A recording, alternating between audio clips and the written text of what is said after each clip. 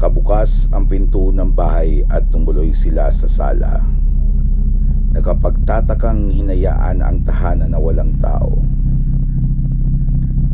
Agad na nagpaalam si Tunying para hanapin ang mag-asawa at dumiretso sa ilog kung saan kutob niyang matatagpuan. Pinuntahan ni Padre Convicto ang kwarto ni Dalen. Nadat ng tulog ang dalaga at nakawala sa pagkakatali. Umupo ang pari sa tabi ng kama. Napansing sugat-sugat ang mga kamay at paa nito. Mga bakas na malalaking lubid na itinali sa kanya.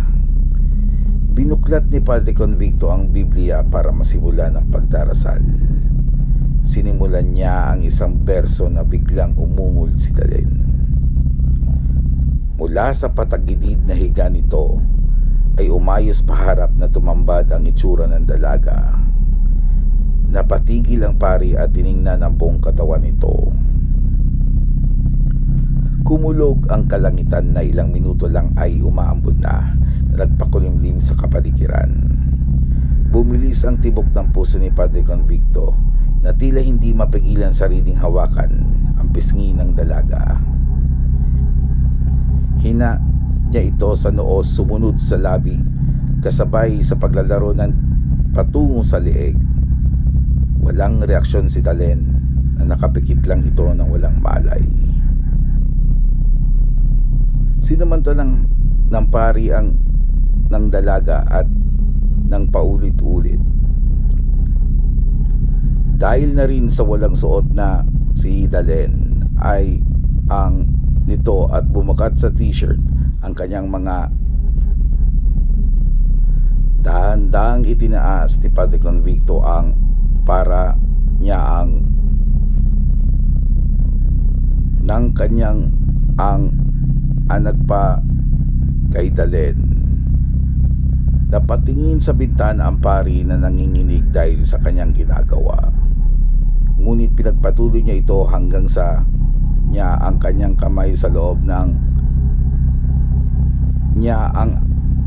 dalaga na nagpapalakas sa panay hanggang sa ang nidalen. Agad na ni Padre Convicto ang at tsaka sa ibabaw. Mabilis na ang kanyang sa ng dalaga. Napapalakas na rin ang kanyang paghinga dahil sa at na kanyang nadarama. Alam niya sa sarili na isampang ang ginagawa niya sa walang malay na dalaga. Naglalaro sa isip niyang habang nakikipag na pagkatapos niyang si Dalen ay bigla niyang nakita ang mula sa nito ang dalaga at siya ang nagdungis sa kamangmangan na siyang iniingatan. Dahil sa nakaligtaang isara ni Padre Convicto ang pinto sa kwarto ay nakapasok si Tunying. Nabigla ang binata sa kanyang nakita. Gulat na gulat ang pari na hindi makapagsalita. Naguramentado si Tunying at itinulak sa sahig si Padre Convicto. Nagpanglaban ang pari hanggang sa maisipan niya ang binata patungo sa mga aparador. Dali-daling lumabas ng bahay si Padre Convicto at hingal na hingal. Hindi makatakbo ng matulin dahil na rin sa pinsalang dinanas sa kanyang pagkakatumba. Sinundan siya ni Tunying na may dalang itak na kanyang natagpuan sa may kusina. At nang sila'y nagpang-abot ay niya ito sa ulo ng may napakalakas na buwelo. Hilata kaagad ang pari sa bakuran. Nag-aagaw buhay na ang hiningay mabigat na sumisipol sa damuhan.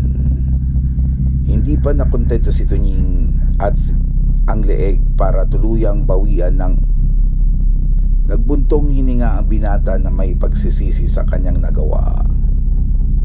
Napatitig na lamang ito sa rumaragasa sabay sa agos ng tubig, ulan